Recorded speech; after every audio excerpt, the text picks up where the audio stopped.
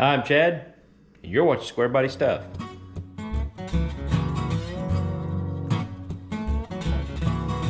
Welcome back to Squarebody Stuff channel. Right now we're going to be doing some more work on this 339 stroker.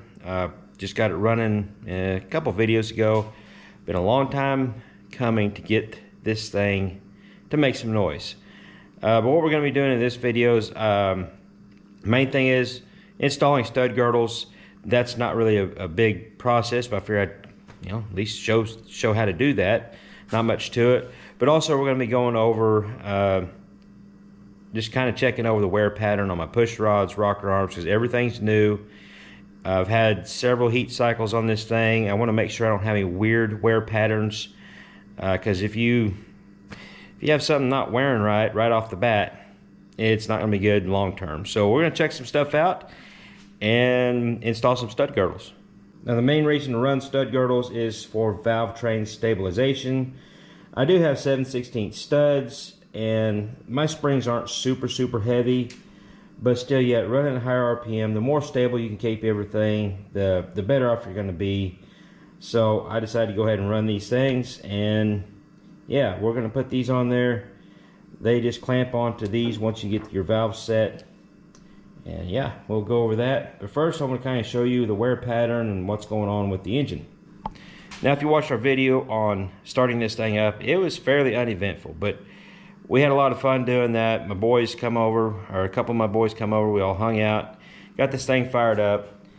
The only real issues we had was a few oil leaks around the valve covers, which I kind of expected that with those old valve covers. I plan on upgrading my valve cover situation in the future, but for right now it's what I got. But yeah, it started up, ran great. I'm loving it. So let's kind of look at the wear pattern on this stuff, and which everything looks good, but I just want to show you a few things to kind of look for. You want to check out obviously the tips of your valve stems, your push rods, make sure there's no galling or nasty stuff going on there. Everything looks great on this. Rocker arms, they all look good. You want to check the cup for the ball end of the push rod, make sure there's nothing going on there. You want to check the roller tips, make sure there's no weird wear going on there. Make sure you don't have any of them locked up or anything like that, no flat spots. First thing you want to do is install your rocker arms, get your special poly locks on there for the stud girdles, get your valves adjusted the way they need to be adjusted. You do that before you put your girdles on. Run your valves the way you need to, and then you'll put your girdles on.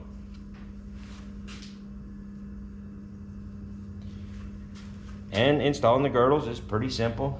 You just slide them over, and I like to snug them down starting in the middle. Try to get them nice and even.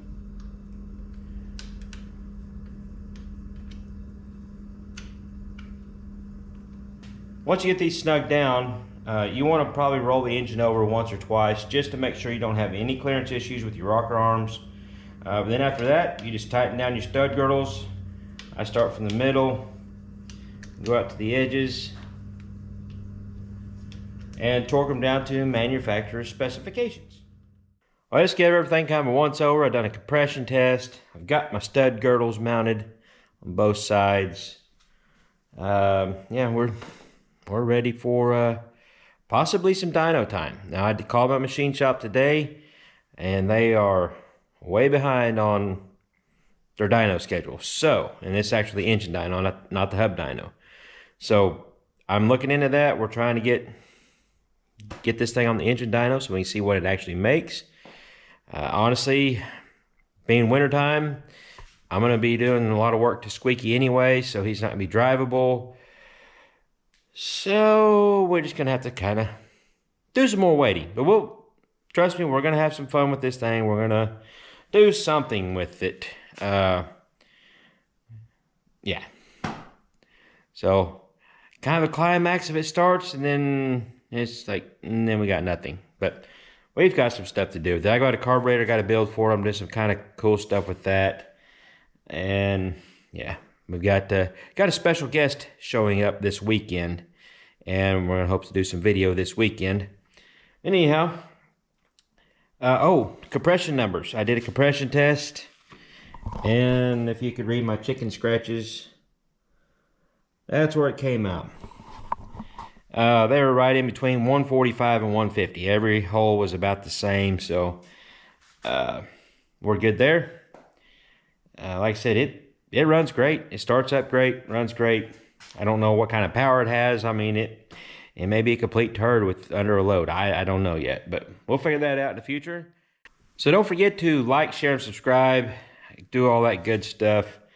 Hit that membership button down below and donate there. Or there's a few things down in the description box where you can click on Buy Me a Coffee. You know, just it's an easy way to kind of donate to what I'm doing here. Because to be honest with you, the Dino Fund, I might need some help with the chipping in for the Dino Fund. It's gonna be a pretty good bill there, but I hate asking for money because I'm doing this for fun.